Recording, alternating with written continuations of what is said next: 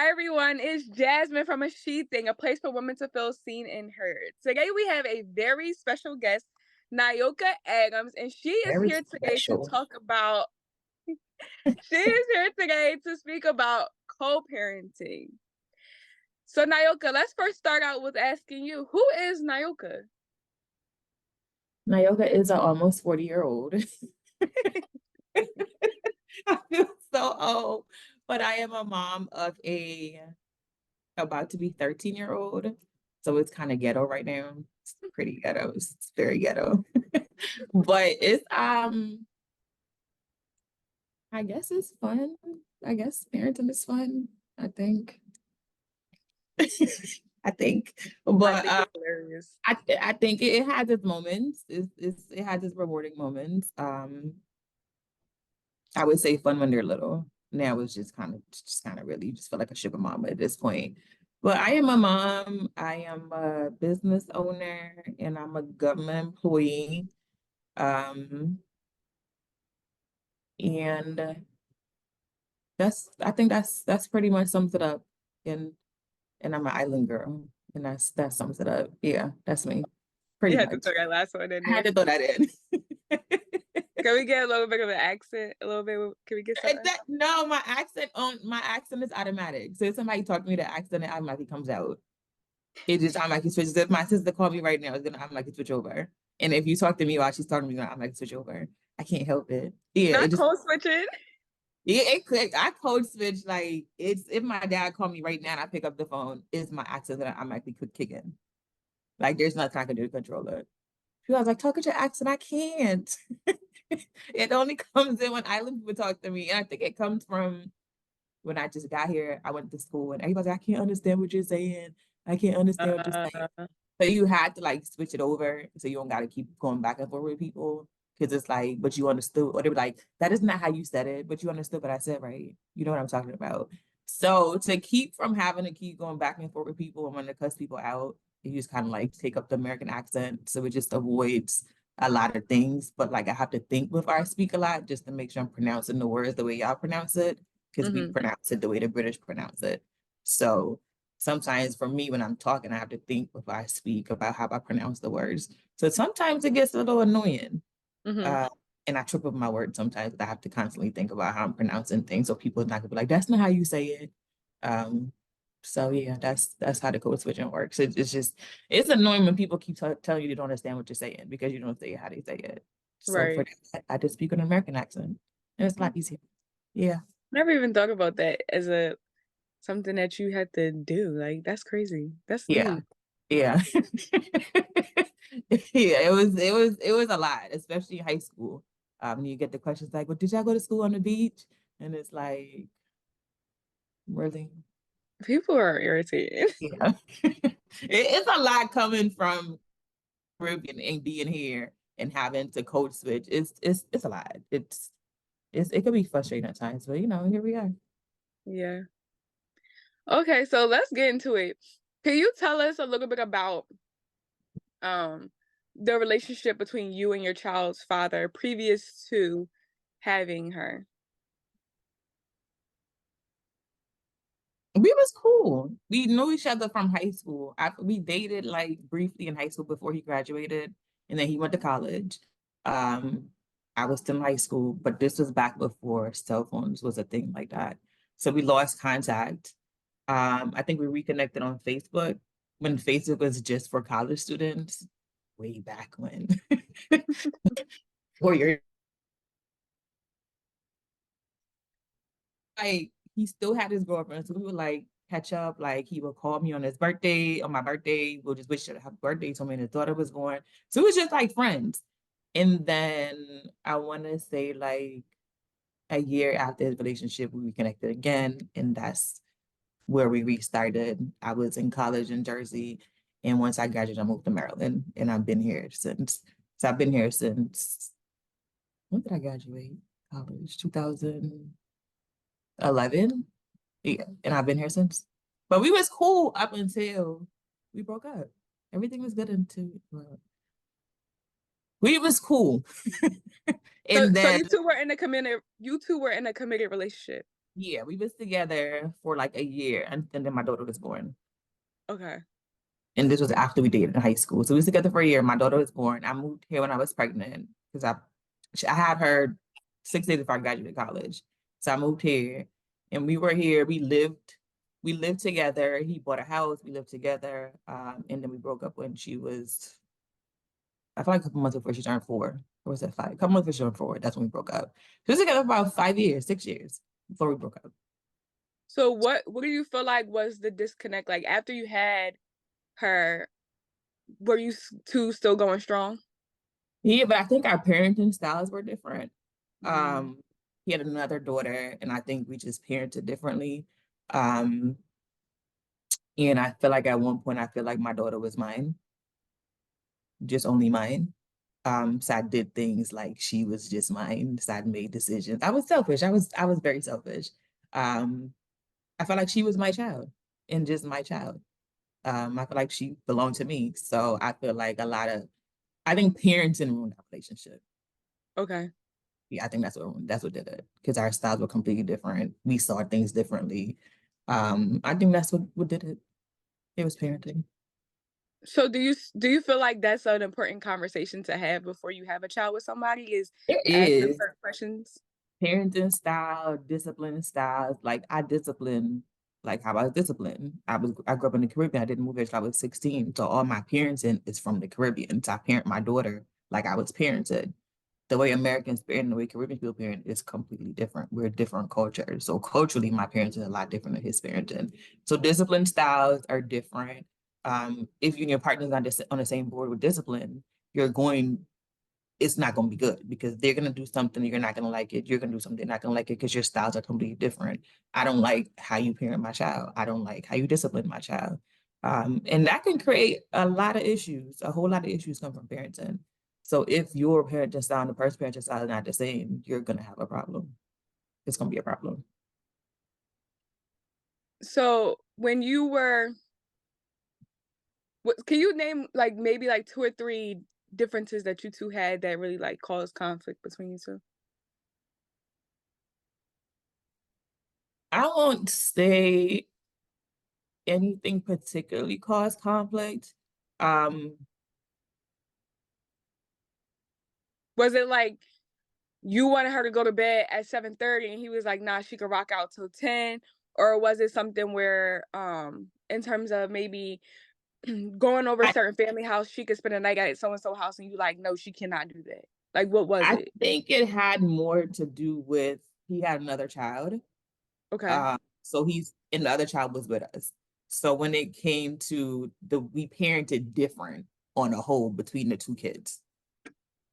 And sometimes when you discipline somebody's child and they don't accept the discipline, your immediate reaction is fucking I ain't gonna do it no more. And it's like my daughter is getting disciplined and the other one is not getting disciplined because we discipline differently. So it kind of created like a rift. The rift created in our relationship like early in parenting. I think that was it. We had two different parents on two different kids, and both of the kids didn't belong to both of us. So I think that was a big, big issue because it's like if my daughter do some shit, something she's not going to be doing, I'm going to pop her. If his daughter does the same thing, I'm not going to pop her. Okay. So that created a huge problem because Because he again, didn't believe in that.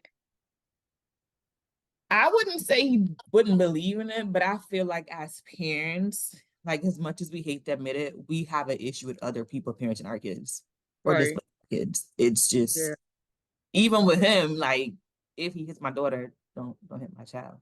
Um, and he I don't believe he's ever hit her, but I feel like as parents, you just don't want anybody else to discipline your child. You let your child hit your child. You're gonna feel some type of way about it as much as you may think about it. Even if it's their father, you still gonna feel some type of way about it.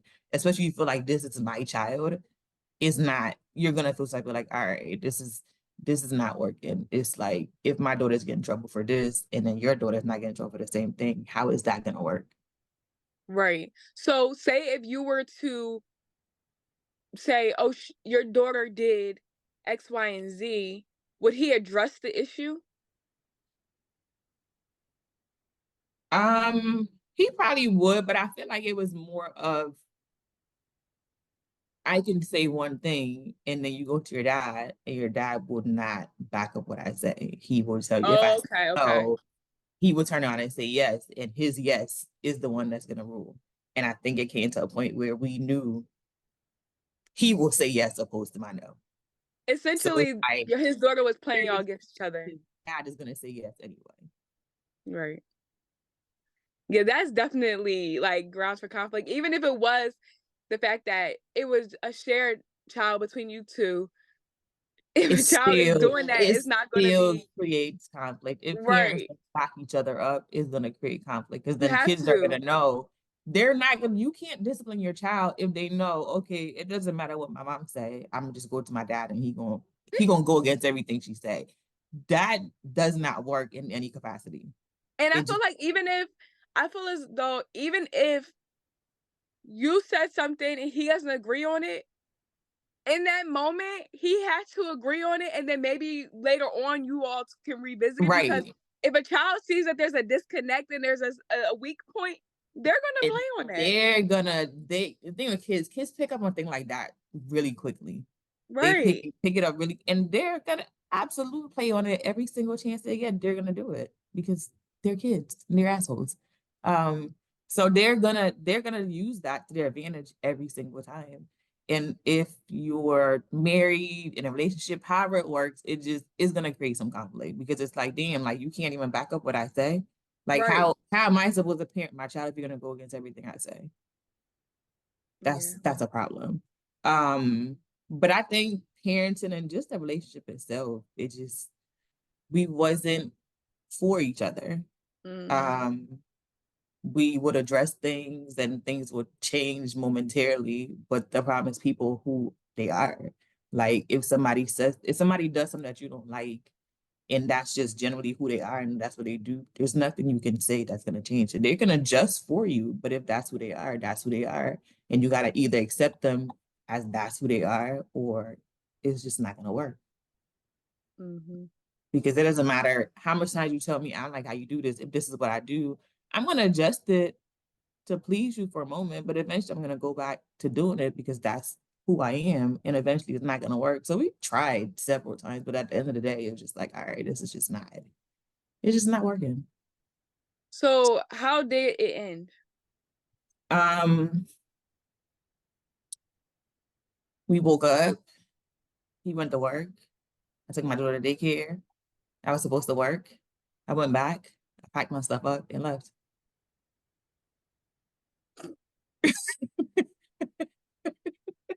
It wasn't a conversation?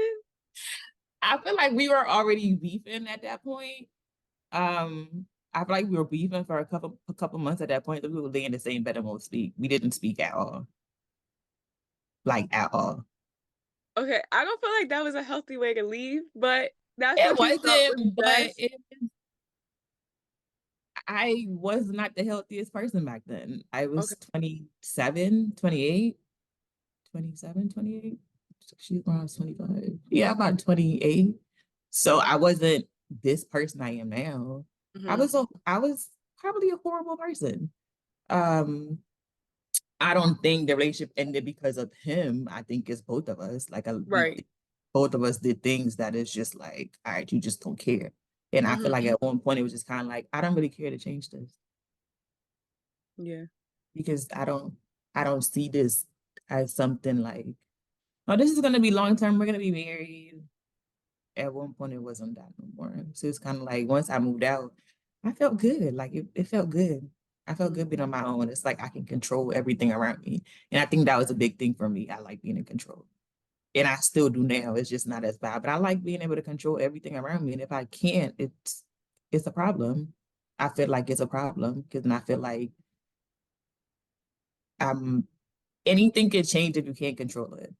And I don't like when things change and I don't know when things are changing. I want to be in control of everything all the time, which is horrible.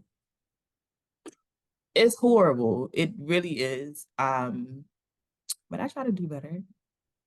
I also feel like those 2, like, as a woman who, can do things on your own and everything like that, it takes a solid alpha male to be able to take you out of that role, to make you feel like it's okay if he takes over control and two have conversations about it. I think that it will take somebody to have the patience to break you out of that because clearly, like you said, you're about to be 40. This is something that you've been doing all this time. So it'll take time for that to actually like come full circle and for you to feel comfortable doing that. But I definitely, like you said, it probably comes from the way you were raised. So it's not like you were just like born a control freak, but at the same time, it's just definitely I'm glad that you see that it's not healthy.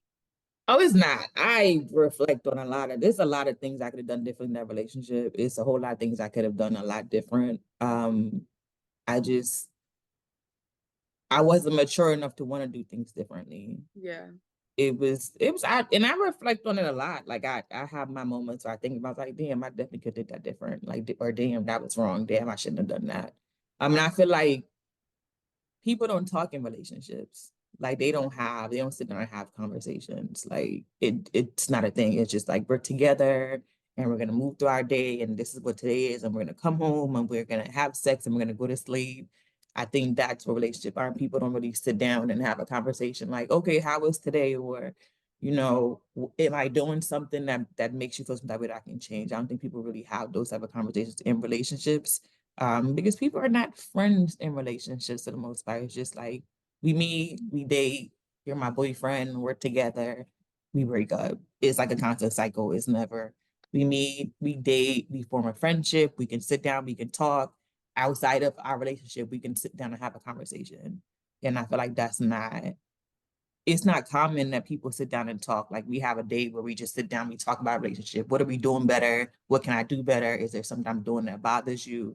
And I feel like people are always on defense mechanism. Like if I'm telling you something like, hey, this bothers me, your next step should be like, okay, how can I change this? Not let me be on the defense too. And well, you did this that bothered me and I didn't say nothing about it. How does that even help this situation? So at a point, nothing gets resolved. And that's one of our biggest issues. Things are never getting resolved because it's always, I'm gonna keep one in my pocket. So when you bring something, I got something for you. Nothing gets resolved in every single problem. And at a certain point, you just be like, all right, I'm just not gonna say nothing no more. If right. it bothers me, it does. If it don't, it don't. Yeah. But again, that's being young and dating. Kind How did you feel? Okay, so you say you felt good after you left, right? of. How did you feel for your daughter and did you talk to her about it? I don't think I considered my daughter Okay. to the point of I know I wasn't staying for my daughter. That wasn't a thing that I was gonna do. Because I heard it, I had friends, oh, you need to stay and work it out for your daughter, grew up in a both income household. I don't believe in that. I don't believe in a two-parent house if the two parents not working. That's not for me. I think it does more damage than good for your kids because that's gonna be their normal. So I don't think I really considered her to the fact that let me stay for my daughter. I don't think that was ever a thought that crossed my mind. It was more so let me stay to make this relationship work as opposed to let me stay for my child. Um, because a lot of us stay in relationships because we don't want to seem like it failed or I'm not going to be a single mother. A lot of people would stay in relationships just for that factor. Like I don't want people to say, "Well, we broke up and we had a child and it just didn't work out." So I'm gonna try my best to keep this going. But after a point, it's like this shit is not healthy. Um, and but now, like I think about it, like I was selfish after too because he was like, "Well, can I have her every other week?" And I said, "Absolutely not. You can have her every other weekend, but I'm not giving up my child for a whole week. Again, my child." So I was selfish with my daughter because I felt like she was mine. And you're not going to get her half the time because she is my child. You can have her every other weekend. And to me, that was okay. But now the mature me is like, damn, how do I take somebody from seeing their child every day to not only see my child 4 days a month? That's bad. It's really bad. But again, it's our mentality as opposed to our kids' mentality. I didn't think about I'm taking her from her dad where she see her dad every day. Now she see her dad 4 days a week, 4 days a month. I didn't think about that. I didn't really care. At that point, I didn't care. It was just more so I'm going to have my child. And that kind of was the basis of it. Um, and then we went from every other weekend to every other week. And even because when I was here, it was just me here. I didn't know anybody in Maryland. It was just me in Maryland. So when my daughter wasn't with me, I was losing my shit. Like I was bored out of my brain and I could not wait for her to get back in 2 days because my life revolved around my child. She was all I had. So everything revolved around Denia. Denia was everything for me. Everywhere you look, it's pictures of her. If somebody is having something and I have my daughter, I'm not going. I'm not looking for a babysitter. I don't want nobody watching my child. If I have my child, I'm just not going to go. If you have something when I don't have her, I'll come. If I have my daughter, I'm not coming. I'm not leaving my child with nobody. It was full on my mode. And that lasted for about 5 years. And that's also very unhealthy. Mm-hmm. It's so unhealthy. Um, and then eventually you get to a point where it's like, okay, I feel like I've been a mom long enough and I can take somewhat of a leeway from it and I can get back to being me for the most part. And you usually see that. I used to like around year 3 to 5 after having kids, when you start getting back to yourself. And I love when I see it with women, when they start getting back to who they were before they had their kids, because at some point your life is going to revolve around your kids. And then eventually it's going to be like, okay, I can do something for myself. And then that's kind of where it got. And then I was okay with her being with him every other week. And then we went to every 2 weeks, which we do now. But it took some time and we're good now. But it was bad. Mm. It was bad. It was bad, bad. And there was a turning point with co-parenting because we never spoke. We didn't speak. We dropped off. He would come pick her up, open the door, give her to her dad, close my door. We would not say a word to each other. And one day, it was like winter, and she was like probably 5, 4.5, 5. And I went to this house to get her after work, and I'm now just knock on the door, take my child and leave. I had to use the bathroom because I'm coming from DC. And I'm like, can I use your bathroom? And I go in the bathroom and I hear her out. Then she said to him, she said, why you and mommy not friends? Aw. And he didn't respond. And I felt some type of way about it because I'm like, damn, like he could have said something, because I hear your child say that. It was kind of like, damn, like she's noticing stuff now. So the next time I went there, I said hi. And I went to the bathroom and I hear her that she's like, see, y'all can be friends. Oh. That kind of was the turning point in co-parenting to me. So at that point, I knew like I had to change something because I didn't want my child I didn't want this to get to my child where she feel like her parents are at war with each other, they can't speak. That was a turning point for me with co-parenting. So now I started making an effort to speak to him whenever I saw him. And that was the turning point for co-parenting for me. Hearing my child ask my daughter ask her dad why we're not friends. That was it for me. Mm. And that's when everything changed. Wow. And that must have been a point where you finally just took the time and thought like, wow, this really does affect her. Like Mhm. you didn't, some people feel like they're kids, they don't think about this, they're not paying attention, this, that, and the third. And that must have been like your realization point for It you. was because she was 5. And for her to notice that and speak on it and at 5, it was huge. It was big. Like it hurt my feelings. It hurt my heart a lot. Like, damn, like my child is noticing this. Like this is not something I wanted my child to notice. And that was it. I didn't want my child to see this. Some people are okay with their kids seeing that. I Mhm. was not okay with it because my parents never had beef ever. They was not together, but they never had beef. I didn't know my parents had beef until I was like 35. But my brother's mom told me, like, oh, I'm the one that had to make an effort because your mom never wanted me to see the kids. And we was always with my brother's mom. So all I knew was everything was great. I grew up with a stepmom and my mom. My stepmom, she took care of us. She dressed us. Everything that came out, we had the latest of everything. So all I knew was them co-parents. I never knew that co-parenting wasn't a thing with my parents until I was in my 30s and my brother's mom told me. So that's how it should be. Right. If parents are beefing, the kids should never be aware of it. We was never aware of an issue between my mom, my dad, and my stepmom. We never knew there was an issue in it. And that's how it should be. So I was not okay with my daughter knowing that me and her dad had an issue. And it was big enough that she noticed it and spoke on it. So yeah, that was a changing point in co-parenting for me. I was like, okay, it's time to make an effort to be cordial to her dad. And I started being cordial, and he for the most part reciprocated it. So that was the start of it. It didn't get good right away. It took some time. I wouldn't say it probably took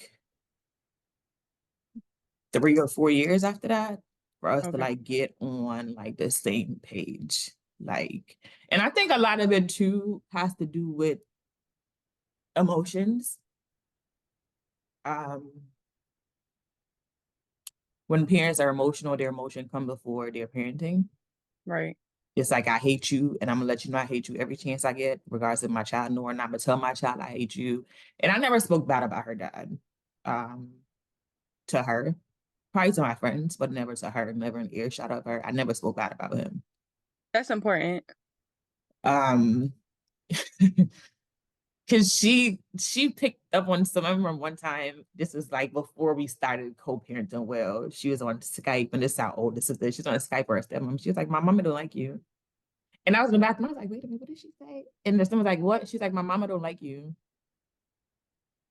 And I was like, "Okay."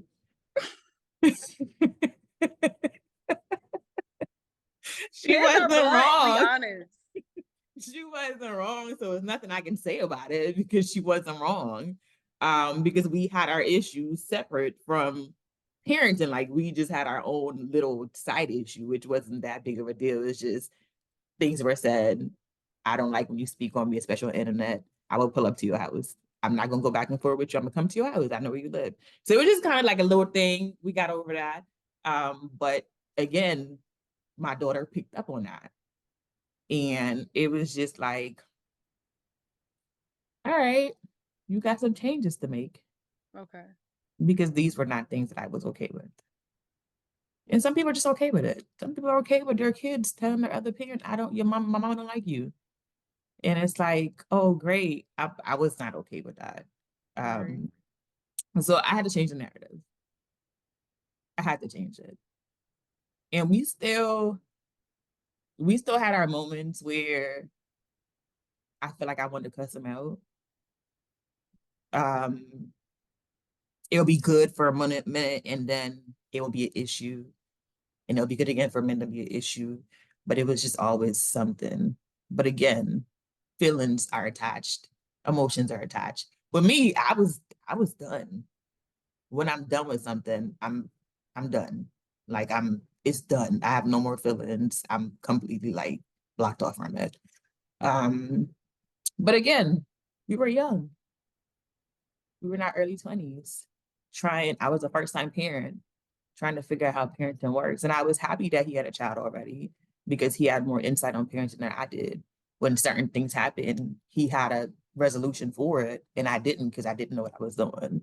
Right. And now, like yesterday, one of her coaches called and they want to talk about my daughter, and I immediately hold on, let me call her dad real quick and add him to the call. Wow. That And is growth. that's how it works now. Like as soon as she started talking, what I did, hold on really quick. I'm about to add her dad to the call. I call him, hey, the coach is on the other line, about to add you to the call. And we take the call. Now, when it comes to my child, like we are on one team when it comes to my child. Um, we tag team to school all the time. They will call. I'm like, hold on, let me get her dad. Because with me, I'm a cuss. I'm just gonna cuss. I like to cuss. I've never opposed to cussing. And with him, he would not cuss, but he will put you in your place like it ain't nothing. He got away with his words. Um, he will grind you up in a professional way, and I'm gonna grind you up in the other way. But it it it works so well now. Like it's so good now. And I wish it was this way for everybody because I hear the stories all the time. Right. Um, and people are just childish. Like, just grow up. Like, it's not that deep. I promise you, it's not that deep. People move on. Like some people, I can never be friends with my child's father's significant other. Why not? because Why there's still not? feelings involved. Feelings are deadly. Feelings will get you caught up and have you doing things that you know damn well you should not be doing. And Every I single think that that's time. the problem. I think that as a parent, you have to not only think about the relationship that you have with your child's father or your child's mother, but you also have to make it more of a point to value the relationship that you have with your child over that relationship, to be completely honest, when it comes to co-parenting, because you allowing the relationship that you have between the parent to override your child's relationship is it's not good for the child at all. It's It's not. not good. Because it's like you make parenting easy for me. Why would I not want there to be somebody else that loves my child as much as I do for my child as much as why would I not want that? Every Mother's Day, I wish her happy Mother's Day. Thank you for parenting with me. Because parenting is hard. It is so hard parenting. Like you have to take these little crotch gobblers and make them into successful humans, like successful adults. And that's hard. Like you're literally molding an empty vessel into being a good person. And it's a lot of work because kids are assholes. That's just who they are. They're like little drunk crackheads. That's what they are. And they just do anything. They literally do anything. So it's like having somebody else to share that with you, it makes life so much easier. Every Mother's Day, I wish her happy Mother's Day. Thank you for parenting with me. Like I really appreciate it. We all travel together. For her birthday, we get a rental and we all travel. We all travel to Florida together. We got a house and we all stay in the house together. Um, she calls both of us mom, and she's Wow. been doing that since she was because she's known her stepmom since she was born because that's her older sister's mom. So her stepmom was Okay. at the hospital when she was born. She saw her as a baby. Um, so at first, when she was calling her mom, I had an issue with it Right. because we were beefing and I felt like it was done on purpose. I didn't like it. I hated it. But now it's just kind of like when she say mom, we just look around like which one she's talking to. We was in Florida and we was out and she said, Mom, we both was like, yeah. And the man looked at us like, what the hell is happening? What is happening here? Y'all lesbians. What's going What on? is what is happening here? We just co-parent well. And people like I was talking to this one guy, he was like, it's just that's just crazy. I'm like, how is that crazy? Like he's like, well, I was not used to that. Mhm. We got Okay. so far removed from just having nuclear families, and having conjoined families is not something that's new. But we've gotten so removed where people are insecure, where people allow their feelings to override the greater good, that is now it's foreign. It's It's so foreign for people crazy. to Like, have that's so a weird. Y'all are healthy weird. I'm like, we're weird co-parent. for co-parenting healthy. How is that weird? And I find that people who do not have children will say that That it's was also, weird. yes, he did not have kids also. And they don't understand it. They don't know how to put themselves in a parent's shoes because they've never been a parent. Or they don't know how to have an open mindset about things because they've never been asked to do those kind of things. And then And it's a thing where, oh, you're gonna always fuck your baby dad. No, that's not a thing that works. That's not a universal thing. Everybody don't go back and mess with their kid's dad, their kid's mom. It's not a universal thing. It's a person thing. It's that you are not over this situation. You don't want to be over this situation. So I'm gonna just jump back in building. I have never slept with my daughter's dad since we broke up mm, because we're not together anymore. right.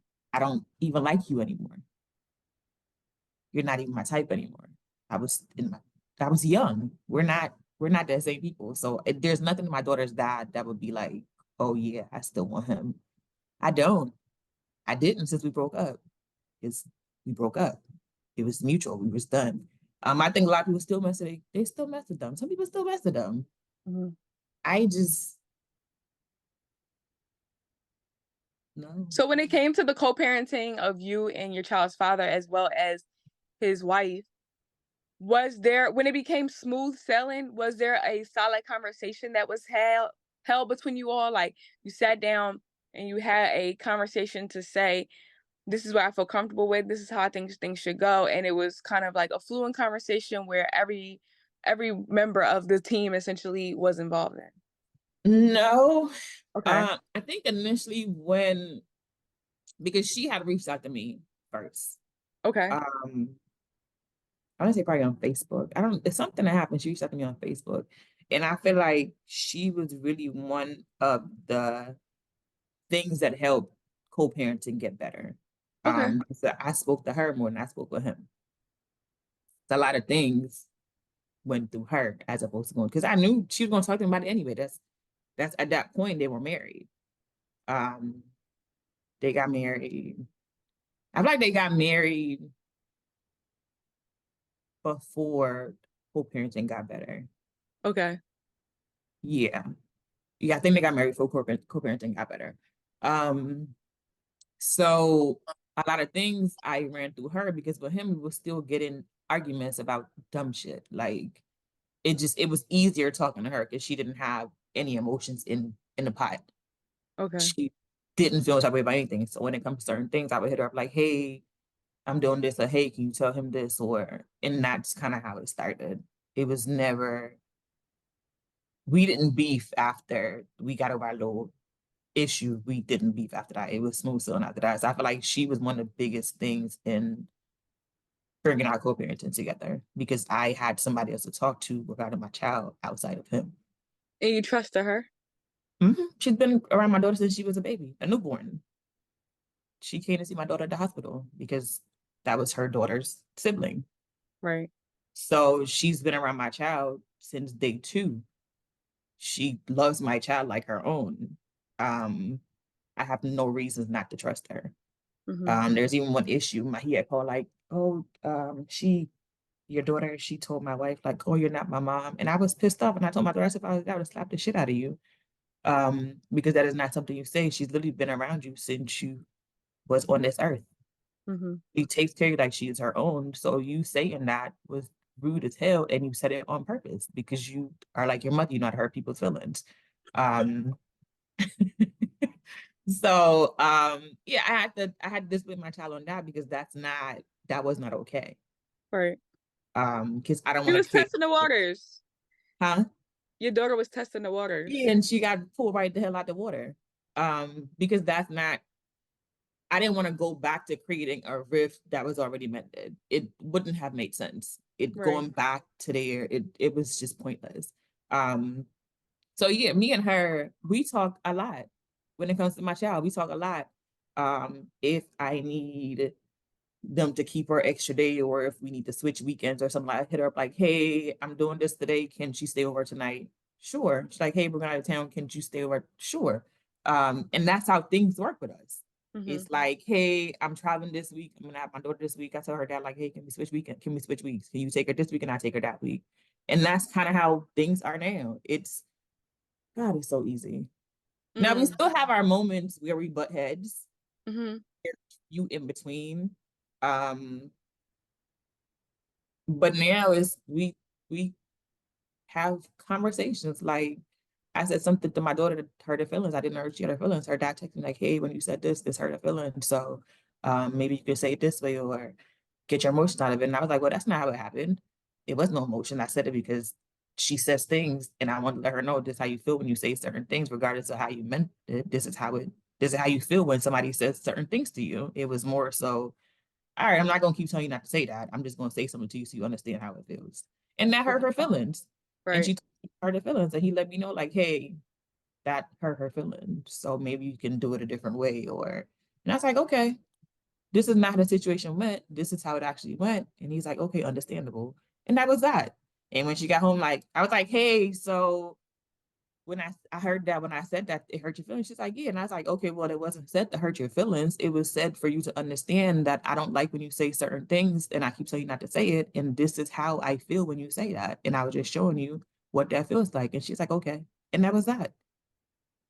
That is like literally amazing that in this stage that y'all are able to not only you incorporate each other in this parenting thing when it comes to sports and school and the important things in her life, but two are also able to communicate with one another about her in particular. If she comes to one parent about the other thing, then it's like, all right, well, yeah, you did this way, but maybe we can change that up a little bit, and you're open to it, or you're going to explain yourself, and it's going to be a fluent communication is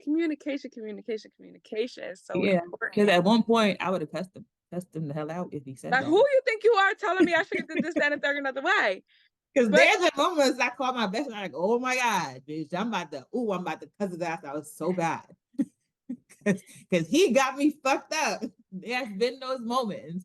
And it's just like, yeah, now it's been so many times I've been like, hey, I need you to keep her extra day.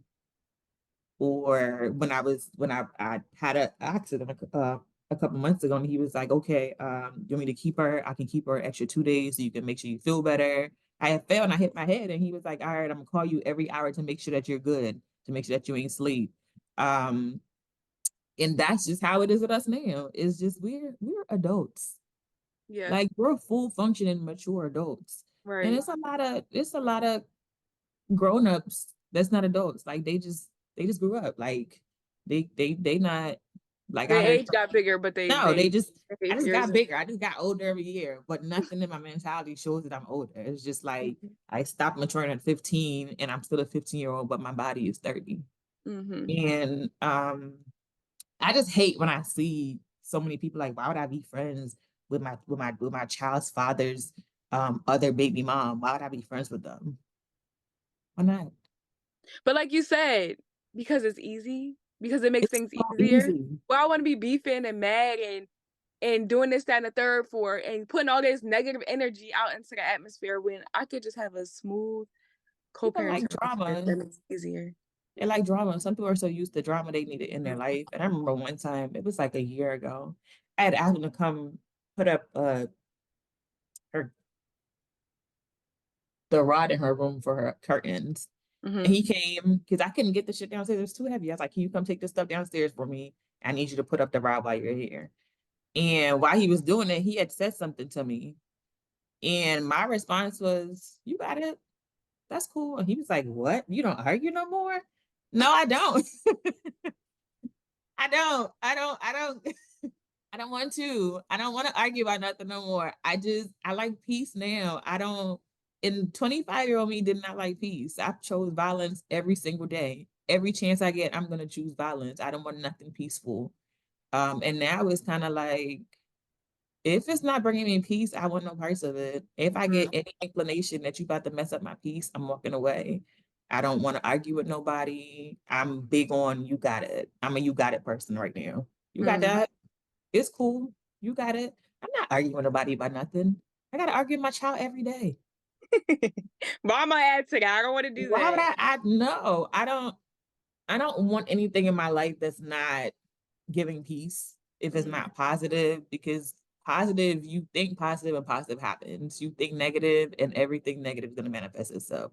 I don't like being upset. If I feel like I'm about to get mad about something, Mhm. I'm going to call one of my friends that's going to make me laugh. And I'm going to stay on the phone with them until I feel better. Every Mhm. single time I'm going to call my friend, probably my friend in Jersey, Tosh, like, Tosh, what you doing? And she's going to say something funny and we're going to be cracking up about 30 minutes. And then I'm going to feel better. And I'm like, all right, cool. I can go on my day. Because if I feel myself where, all right, bitch, you better start yelling. I'm done. I am done. It doesn't matter who it is. My daddy, he was, ooh, that man was huffing and puffing. Because I'm not arguing with you. Mhm. I'm not doing it. Like my dad, he likes arguing. I'm not about to argue with you. And I'm like, all right, I'm gonna turn the volume up. I'm gonna walk away and I'm gonna go downstairs in my room. I'm not doing it. And he was pissed. He was so mad. I can hear him huffing and puffing. I don't care. I don't want to argue with nobody about anything. Mhm. It it just it's not that's not where I'm right now. Yeah. I'm at a peaceful stage in my life. And if it doesn't bring me peace, I don't want it. Friendships, relationships. I don't want to my child. That's a work in progress, though. You gotta keep. You gotta that's continue with that's her. that's the organ. Kids don't choose peace. Kids choose violence every single time. I was a child and I chose violence with my mama every single time and I birthed it myself. So I kind of knew what I was in store for. It's still a lot, but my child is she's me. Mhm. And I tell my mom every day, like, I don't know how you did it. Mm. I don't know, because I am fighting for my life over here. I am fighting for my life with parenting. My child calls me twice every 2 days for money. And she does it to her dad too. And I just recently realized we was on the phone and she went to the mall the day before and I gave her $60. And then she's on the phone with her dad and he was like, well, I'm gonna $60 I give you. And I was like, wait a minute. Wait a minute. She is a hustler. And then Like, she's telling him, like, I gotta go, I gotta go, I gotta go. And I texted him, like, you give her 60. She's like, yeah. I said, oh, she be doubling up. And she's like, yeah, yeah, I don't know that. So my daughter is literally living the best life right now. She gets literally. because her stepmom family, her parents, she has step parents also, they treat her like she is their grandchild. So Wow. my daughter has like 5 families that treats her like she is the only child. So she is literally living the life right now. She's living. She loves everything about this relationship because she gets from everybody. So that child, she be racking up. But she That always want makes me money. so happy though, like, just to know and see, like, the chaos that can come from a family essentially that breaks up, and to know that there are success stories that involve 2 parents who are no longer together, who legit just want what's best for their child and are willing to do whatever that means for their child. And the fact that even the other woman involved is also open to that, you are truly blessed and highly favored Oh when it my comes to God. this co-parenting thing, Yes. like, for sure. And I would tell you a couple of years ago, like I would never speak to her stepmom. I would never talk to her. I would never be friends with her. I've definitely said that before because Mhm. again, I was immature. But I think people, I'm like, assume like, oh, y'all co-parent, that's so weird. It's really not. It's not normal. I think people see people co-parent, it's always they think like, oh well, he's smashing both of them. It's Yeah, always something else that they want to add in there because somehow people don't think that it can exist. because they're used to that toxic stuff. That's what they see. That's what they've known growing up, and instead of choosing to be different, they continue the cycle. And that's really what a she thing is about, is breaking those cycles when it comes to parenting, when it comes to individuality, when it comes to just health and wealth in terms of Black women. It's about spreading awareness that what you are used to, your norm, is not what should be. You need No, to relearn a new normal that is more healthy when it comes to all those things. And it's hard, it's difficult, and it is a conscious daily choice that people have to make, is to want more, want better for themselves. because one thing I do every night, because I'm big on not being a reactive person anymore. I Mm, don't react to things in real time when they happen. If somebody tell me something, I'm gonna tell you, I'm gonna have to process this. I'm not gonna respond to you right now. I'm gonna process it. wow. It may be one day, it may be a week, it may be a month, but I'm gonna have to process it. It's like every night before I go to bed, take a shower at like 1, 2 o'clock in the morning because I'll be up late. And I download my day and I think about what happened. I think about parenting that day. It was something I could have did differently with my daughter. It was something I could have did better. What did I do that was wrong? How can I change things that I did that day? And I do that every single night. I process my day every single night. And I started doing that about a year ago, maybe 2 years ago. Yeah, 2 years ago. And it's so helpful because it makes you it makes you respond to things a lot easier and a lot better. Being reactive can get you in a lot of trouble because you're responding based on your current emotions. And your current emotions is not always valid. So being reactive will probably make me cuss you out, and I wasn't supposed to cuss you out. Mhm. Um, but something you said may not have needed a response from me. It could just been an okay. But when you hear things and you listen to people just to respond to them, that's problematic. So I take my time and I process what people say and I understand what they say. And I pay attention to people's patterns. If you do something and you do it again, and when I start processing, I'm like, wait a minute, that seems very familiar. And then I'm gonna start going back and putting things together because I have a photographic memory. Everything I remember it. I can see it when it happened as it's happening. Um, this is why I'm easy to pass tests and stuff like that. I remember things and I visualize it when I remember it. Everything I remember is photographed in my brain. So I actually see it how I remember it. So I start adding things together like, wait a minute, this is this is a pattern. This is not just something that happens standalone. This is the pattern that you're doing, and this is a pattern that I'm okay with. And if it's not, then I'm gonna walk away from it. And I try to set boundaries with people, as opposed to just completely walking away, not saying nothing, ghosting people. I try to let people know, like, hey, this is what it is.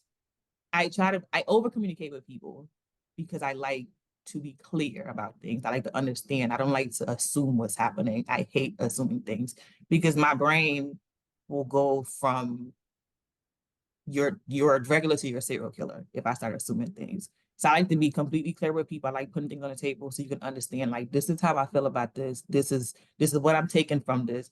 Am I correct? Am my assumptions correct? Not if it's not, then you tell me what does you really mean. But I don't I'm not big on responding directly to people when they say things to me because I need to understand in my head, like, okay, what did they mean? Like, what did they mean when they said this? How should I take this? How should I respond to this? And I take time and I figure it out. And even with my child, like I asked her, like, what can I do? I said, if there's one thing you can change about my parenting, what would it be?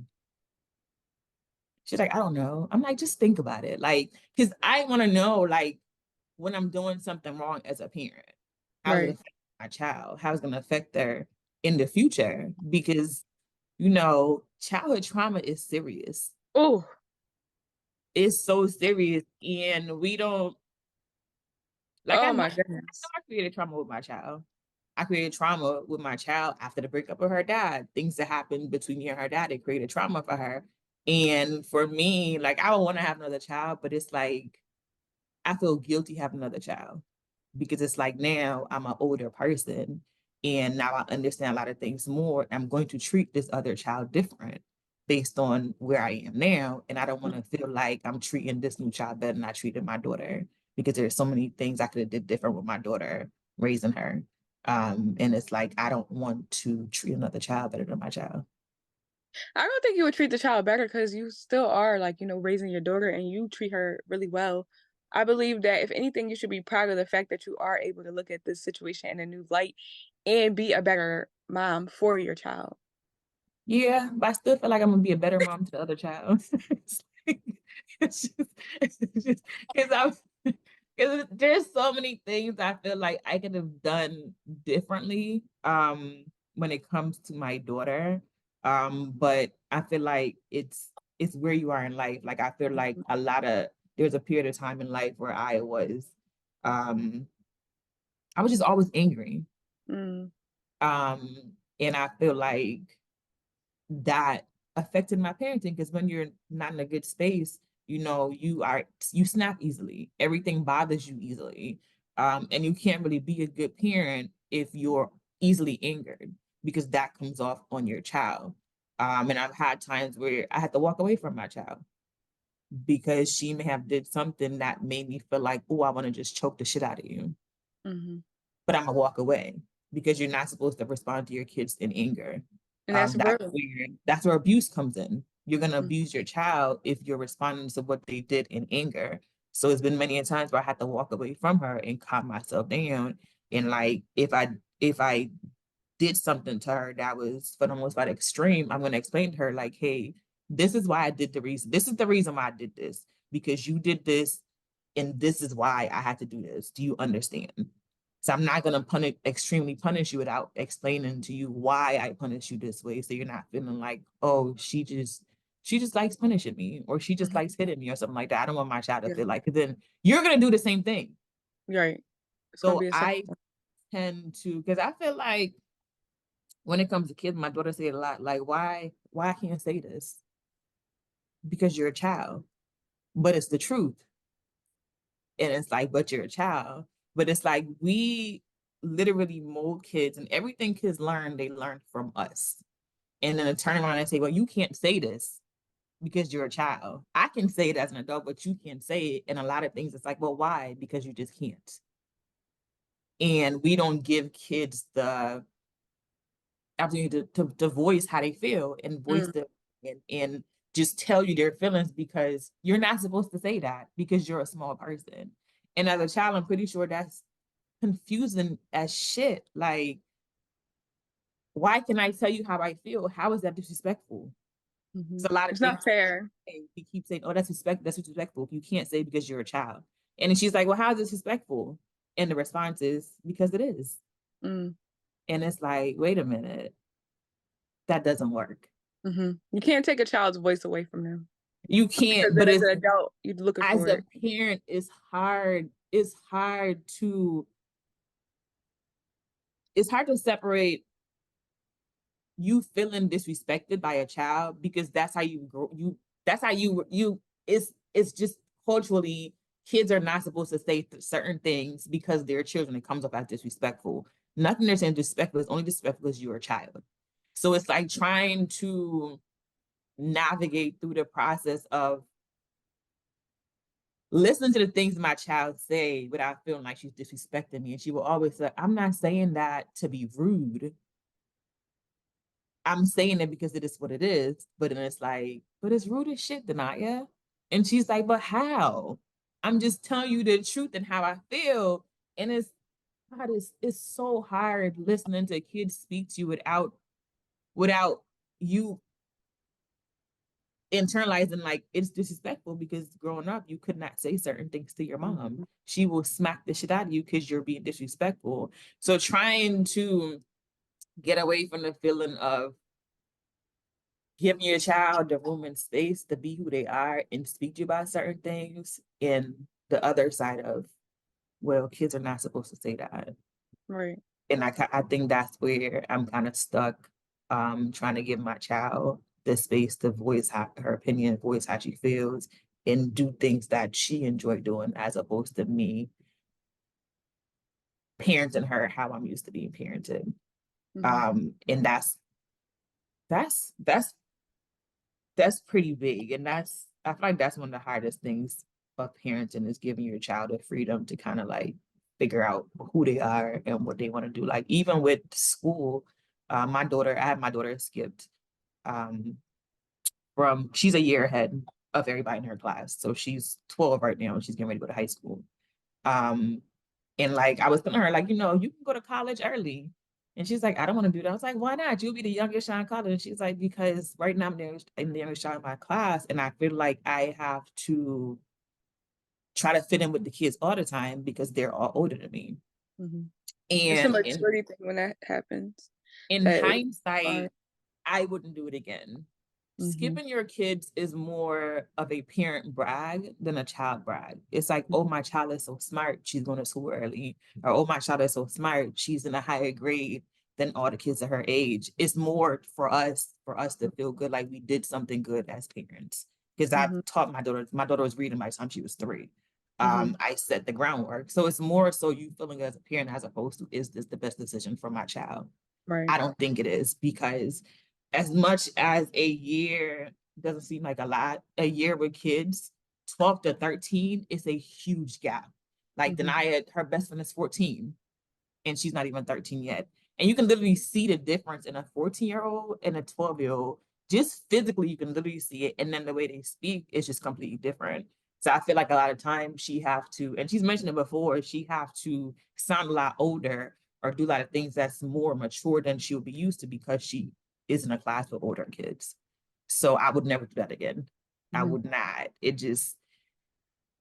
It's more about the parents. So we do a lot of things that's for us that makes us feel good as parents, as opposed to is this really the best decision for my child? mhm. And And I feel like parents need to give themselves grace, especially first time parents, because this is something new for you. This is something completely new for you that you've never done before.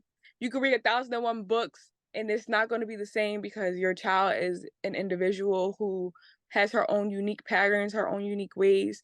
And it's about learning every single day, having the willpower to choose to learn and not just be stuck in your ways as a parent. And it's a gradual process. It's gradual. You are literally not going to have a child and feel like, oh, I've watched 1,001 kids. I've been around a million children. It don't And even boom, work when I like have my that. kids, I'm going to be a professional. This going to be easy. I'm going to do it. No, it's And a lot of not. things, you'd be like, I wouldn't do that as a parent. I wouldn't let my child do that. You will. You It's like will. you And it's like never you never know. know. You But never then, know. with that said, though, I don't like how, I'm not a parent for those of you who don't know, but I don't like how some parents feel as though, like, well, you're not a parent, you can't tell me. I don't agree with that opinion because I feel like at the end of the day, I was a child.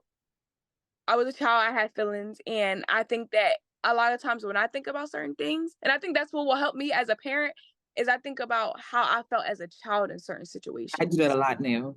I try to I guess I, like, subconsciously but consciously, I try to be an advocate for little Jasmine, and even when it comes to, like, my nephew or other kids, I try to be an advocate for what I wanted at that age. And of course, all the times it's not good, but it might not be like what they want, but in the long run, once they do have a voice and they can speak, then of course you can ask them what they want or what they need. But I feel as though certain things, and even I'm a nurse. Like, I have moms that will come to me and be like, "My baby is doing this, that, and third. Like, how can I help? I mean, how can I help my child? And stuff like that." And I'll answer to that. But I also feel like when it comes to behavioral things, like something that really grinds my gears with parents is they don't have their children in their car seats. That burns me up. And it's like, no, I'm not a parent, but that's safety. Put your child in a car seat. Well, Because at the some end of parents the are not day, safe themselves. So if you're not safe, how do you make your child safe when you're not safe? like, literally the other day I saw somebody post their child was in a car seat, but the child looked like they wasn't even a year old yet. And they were facing forward in the car seat and in the middle. And the parent probably don't wear their seatbelt either. So it's like, okay, you have this child in the middle because what, you want them to see things? And guess what? Not that you should think negative, but you should Actually always want be them to see prepared. things. But you should always be prepared because at the end of the day, if you get in an accident, that child's going out that front window. Yeah. And people I, don't think like that. I tell my child all the time, like, girl, I like, you want to die in this car? She's like, oh my God, we just drove 2 minutes. You don't know what can happen. I turn out this parking garage. Somebody can hit me in Literally. the parking garage. The first time you come in the car, you put your seatbelt on. It's the Yeah. first thing you should do. I don't give a damn if we're going across the street to Chick-fil-A. Put your seatbelt on because And it might it's your and it might be seat. trauma for me. That might be trauma for me because I work in a children's hospital and I see certain things. But it's just like, why not just be safe?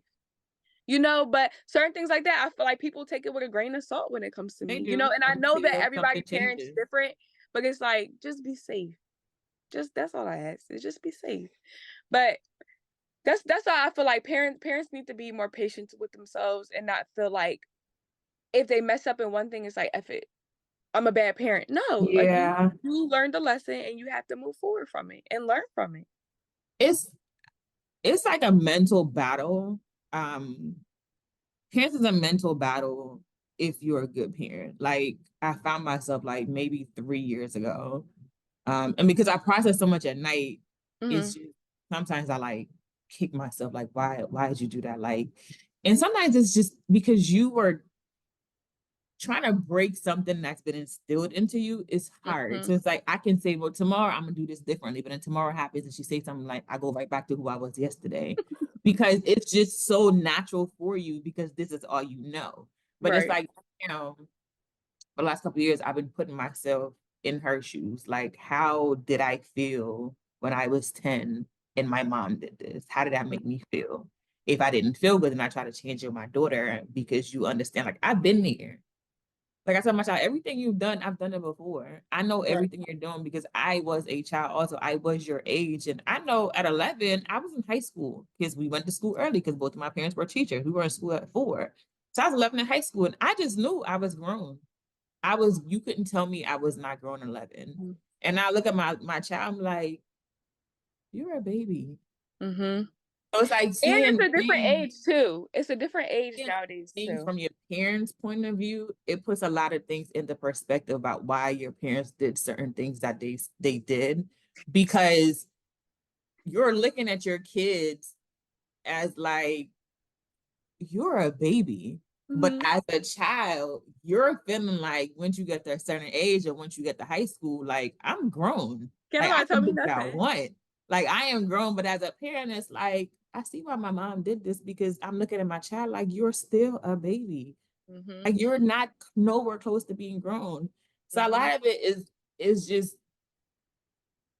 a lot of parents in this like just not being not just doing things because you're a parent. Like this is my Right. child, so I can do what I want. Ooh. That's the turn when telling kids like do it because I said so because I'm your mom. Like that's not it's easy to say because your parents have said it so much to you. I'm your mom, so you just have to do it. Or but I have a child that's just like me. So she's going to question everything I say.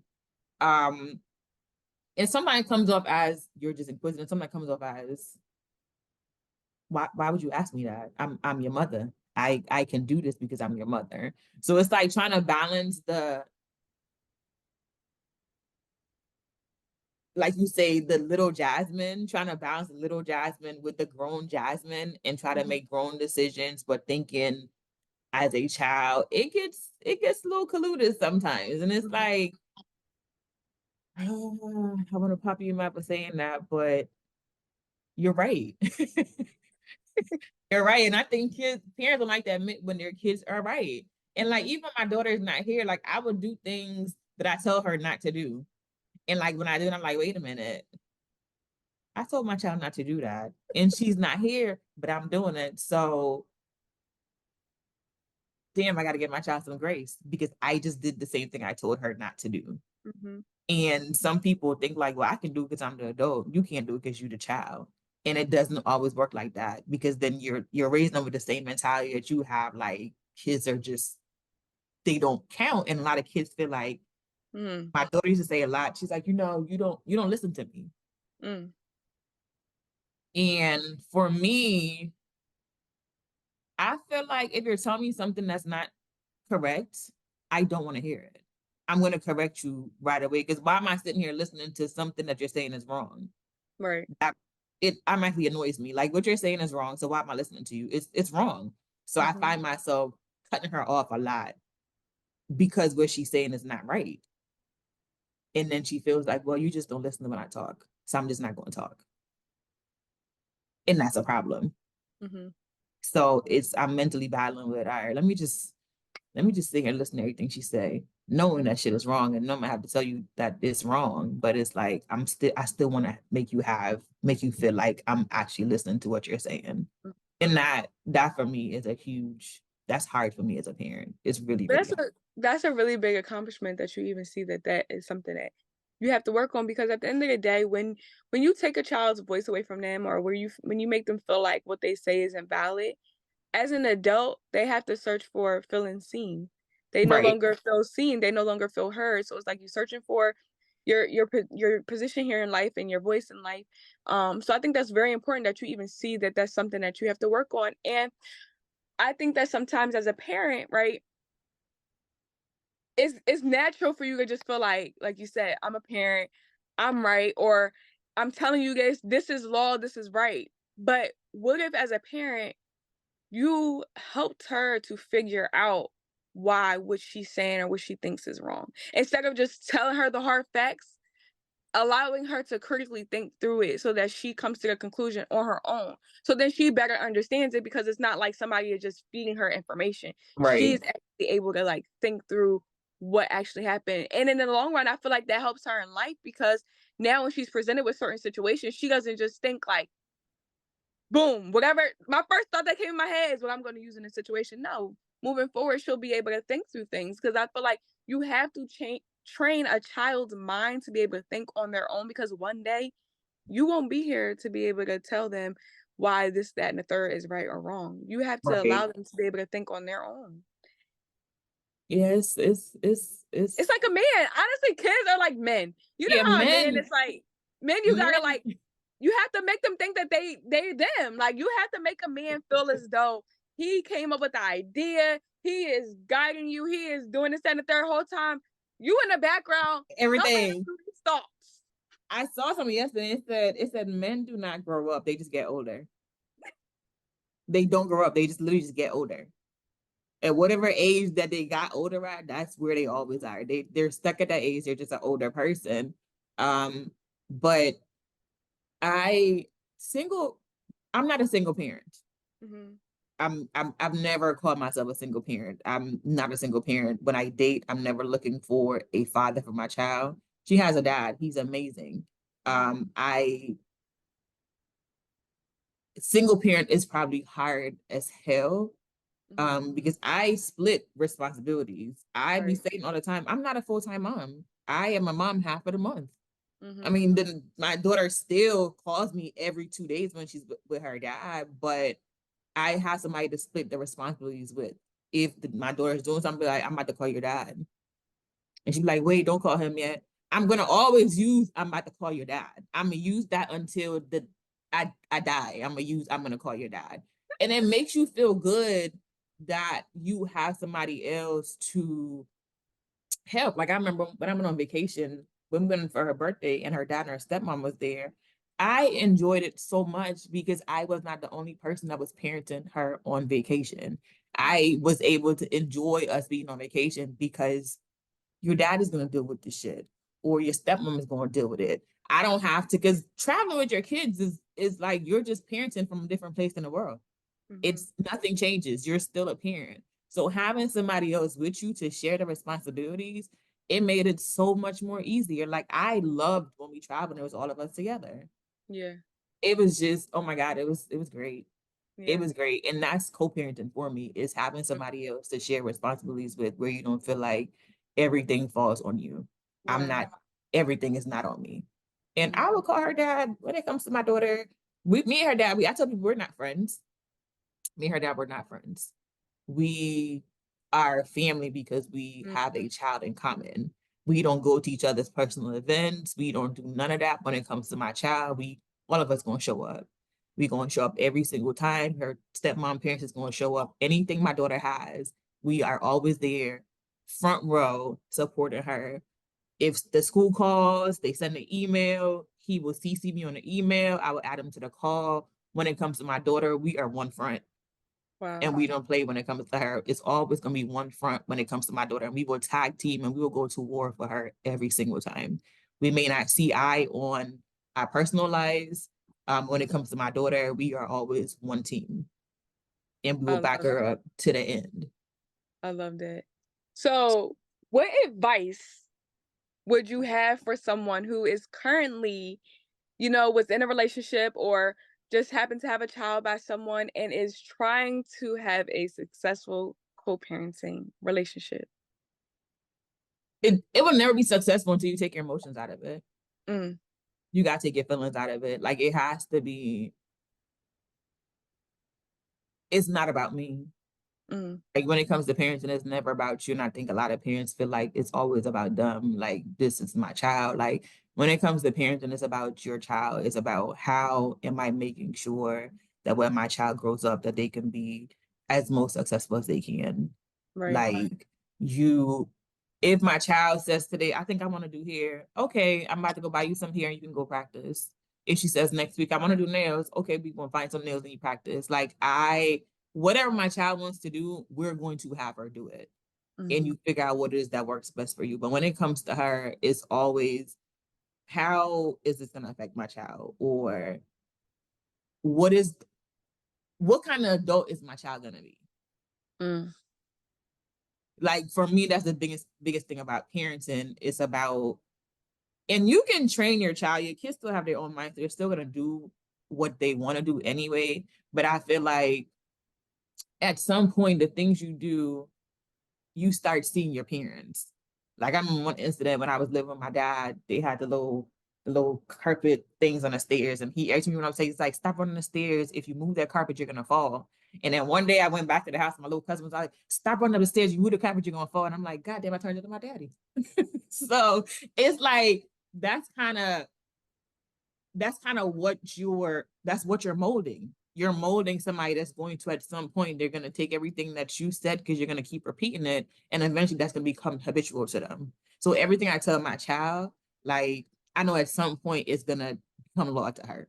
Like my Mhm, child does not clean up after herself. Like I feel like her mouth has a hole. It's you will know where she were at every point because she's so messy. And one day I be telling her, if you don't want me to yell at you, because I yell a lot and I hate yelling. I hate it. I'm like, if you don't want me to yell, common sense will tell you to just do the things I ask you to do. You finish eating, you look around, you clean up after yourself. I come out, there's no mess. I have nothing to say. It's mhm, done. So one day we're sitting there, we're eating, and she's finished eating, and she cleans up the countertop, and she sweeps the floor. And I'm like, oh my God. Like I text my best friend, like, guess what Denaya did? She cleaned up after herself and I had to say nothing. So eventually when you say things over and over and over, it eventually sticks. So the things that you're saying that are sticking to your kids, you want it to be something that's going to make them successful or something that's going to help them. And I tell my child all the time, this world is not nice. It's not mm, forgiving. There's nobody outside of me and your dad that gives a damn about you outside in this world. Nobody cares about you. They don't care to see you successful. I said, look at my friends. They're all successful. I'm not raising a bum. I'm not raising a bum. I want you to be at your best potential. So everything I do for you, I don't just say things because I just like to hear myself talk. I say things because I've been there before and I want to make sure that you're successful because nobody else out there is going to try to make you successful. I said, you're pretty. Yes, but that only takes you but so far. You see me, I work every day and I'm pretty. It has its benefits, but it's not going to help you in life to a fact that you just use this I'm pretty. That's not the end all be all. It's great to be pretty. There's perks about being pretty, but it got to be something else. It has to be something else.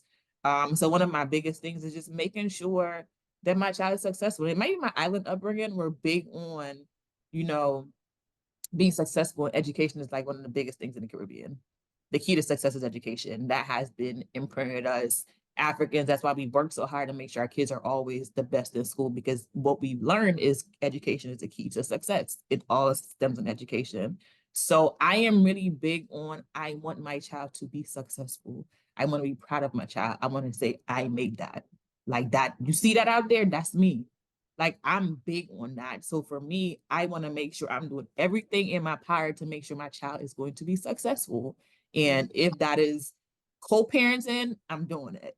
mhm, Anything it is that's gonna make sure my child's successful, I'm doing it because it's not about me. I lived, I experienced it all. I want my child's experience to be different than mine. mm, Because there's a lot of things I wish I can go back and change in life and I can do differently, but I can't. right. So I want to make sure, like, okay, this is gonna be good for her. Like you're gonna be good. Like you're going to be a good person. Like me and her dad said it yesterday. Like they had a little incident and a group chat and somebody talked, and I'm like, this is what you got to understand. Like outside of your dad and me, you can't say anything to anybody. It may get back to somebody. And her dad was like, yeah, like this is just, I just want to make sure, like when she grows up, like she understands, like this is what it is. This is how the world is. The world is evil out there. I tell her it's not nice. It's not nice. Outside is not nice. Like you get it nice at home. It's different when you go out there, and I want to make sure that you are prepared for the world because I feel like I wasn't as prepared for this country, probably the Caribbean, but I wasn't prepared for here. A lot of things my daddy did not know coming here. Mm, And I wanted to be different for my child. mm. Well, thank you so much. This was really a great interview because we really got into the nitty-gritty of co-parenting, and I love how you two had the transition from a negative experience to making it really a beautiful, blessed experience. So I appreciate you taking the time out to speak with We me. try, we try, we try. Well, thank you, Thank and you. we hope to see you at this year's A She Thing event.